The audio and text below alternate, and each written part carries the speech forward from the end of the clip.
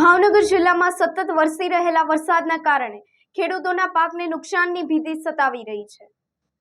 હવામાન વિભાગની આગાહીના પગલે ભાવનગર જિલ્લામાં છેલ્લા 2 દિવસથી સતત વરસાદી માહોલ જોવા મળી રહ્યો છે। આજે પણ વહેલી સવારથી ઝરમર વરસાદ શરૂ થયો હતો। સતત વરસી રહેલા વરસાદને લઈને જિલ્લાના મહુવા અને જેસર તાલુકાના ગ્રામ્ય પંથકમાં ખેતરોમાં વરસાદી પાણી ભરાઈ ગયા છે। ખેતરોમાં પાણી ભરાતા ખેડૂતોના પાકને વ્યાપક નુકસાન થવાની ભીતિ સેવાઈ રહી છે। Bureau report SP news Bhavnagar.